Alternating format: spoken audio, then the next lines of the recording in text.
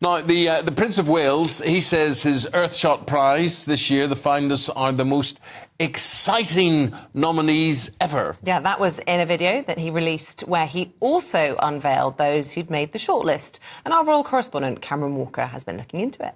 All of that comes as Prince Harry appeared in New York without his wife. Yeah, and on top of that, Harry has recently attended a charity event in California alone where Meghan pulled out at the last minute due to illness. So what do we read into all of this? A coincidence or a crack starting to show? Let's go to royal and showbiz reporter Kinsey Schofield, and she'll tell us what she thinks about all of this. Kinsey, good morning. Done. It's over. I'm just kidding. No, I think that I looked at the dates of last year when those rumors started circulating from Radar Online about Harry and Meghan taking time apart, and it was around this time last year. So maybe, and I'm just throwing this out there, I'm not a mom, but I don't know, maybe as a mom, Meghan likes to spend the fall with her kids. Maybe that's when they have the fun holiday parties at the school and you're getting your Halloween costumes ready. Maybe she just likes to stay at home with the kids once the holidays start kicking into high gear. But it was interesting to me that around the same time last year, these rumors started to circulate that Harry and Meghan, they were frustrated professionally and taking some time apart. And, you also have Prince Harry coming to visit you in the next few days without Meghan Markle as well for the Well Child Awards.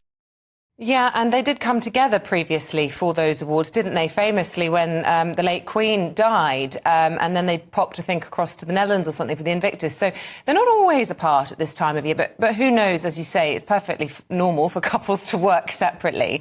But there's also lots of briefing about their employees and how happy they are. And I've just been reading in the Daily Mail this morning that one of their employees has said that the Sussexes watered the seeds so that we can flourish. That's the sort of crud language that she would use, They heard we adopted a dog, and the next day I had a luxury brand leash on my doorstep. So the front page says stop somebody else resigning. Why don't we get all the people who've resigned over the past 5 years or whatever on to talk about this? But there's some counter briefing, isn't there, going on from Montecito? Yeah. Absolutely. And we saw this rebuttal almost immediately. There were reports in the Express saying that this was a disgruntled former employee. But if there's a disgruntled former employee, they are disgruntled for a reason. So it's almost as if that excuse doesn't justify what we're hearing, the negative information that we're receiving about Harry and Meghan's toxic management style. I mean, I do think, it's my personal opinion, that they do have issues when it comes to communication and when it comes to management and making decisions. And if you're working underneath them, that's got to be a struggle. How would you describe, Kinsey, the dynamic of the relationship? Once inseparable, now worlds apart.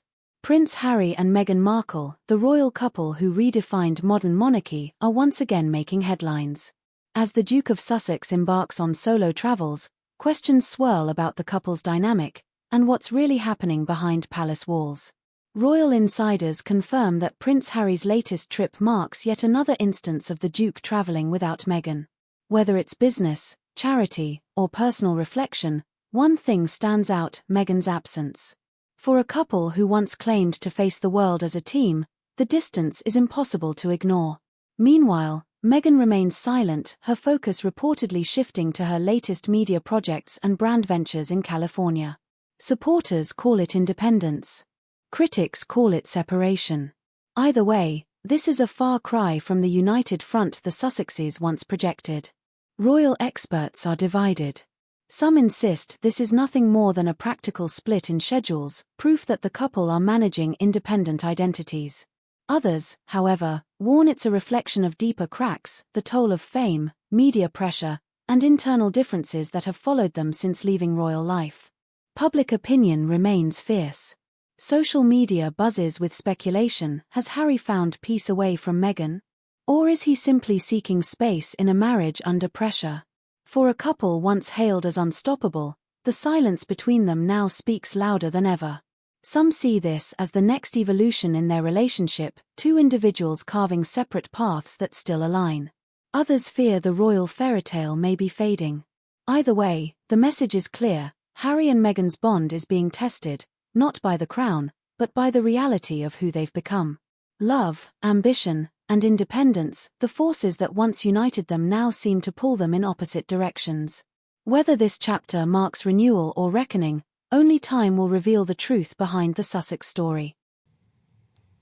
I think that there is a very specific person that wears the pants in the family, and she knows where to buy luxury dog leashes. That's how I would describe that. My director is saying that's most women, though, isn't it? That they maybe call the shots, know where the luxury leashes are. No pun intended there. Listen, we've got him, as you say, coming over to the UK. Will there be any meetings, do you think, between perhaps the King and his long-lost son? Well, look, I'm going to be honest with you. If I told you that I had any of that information, I would be lying. And I would say that anybody that tells you otherwise is lying, because the King and Prince Harry are trying to prove to each other that they can trust each other. And so we won't have that information until well after the fact. So if I'm being honest with you, I have no clue. I think we all hope for some sort of reunion or reconciliation, because you don't want to see families, especially when your father is ill. You don't want to see them at such a distance with each other. But I do believe that they're not going to release that information because both of them are trying to prove to each other that they can trust each other. So what would you say Harry's next moves are going to be over the next year, for instance? I mean, how does he identify himself, and how does he establish himself in people's minds? Well, look, looking at that timeline that I was explaining about Harry and Meghan last year versus this year, they had headlines like from Rolling Stone magazine, Harry and Meghan in their flop era. What have they accomplished since then that is tangible? Not really anything. They've had several Netflix flops. They did have their big blockbuster, but everything else has not connected with audiences. And what I think we're seeing from Prince Harry in New York right now is him trying to rehabilitate his image. Commercial success, but he became a punchline here in the States. He really became a punchline all over the country based on some of the content in his book that he dwelled on. So I think he's trying to redeem himself. He's trying to become a respected thought leader. And that's really what these visuals are in New York, and when we see Harry and Meghan on some of these tours. Finally, Kinsey, I'm just looking at our Your Say page, and people are commenting on Prince William. We just saw him in that VT before we came to you, launching his Earthshot Prize nominees, and they're talking about the beard. They called him a scruffy ... What's your view on the beard look? I'm not a fan myself, I've got to be honest. Oh, really? I think he looks very comfortable. I think he's very handsome with it. But I'm much more interested in the Princess of Wales Christmas concert than any of Harry and Meghan's stuff. I'd like that on the record. I hope she plays the piano. There's just something about her long flowing locks, a ball gown, and tinkling on the ivories. It's just poetic. Fingers crossed. It is. Thanks, Kinsey. I can't wait. Cheers. See ya.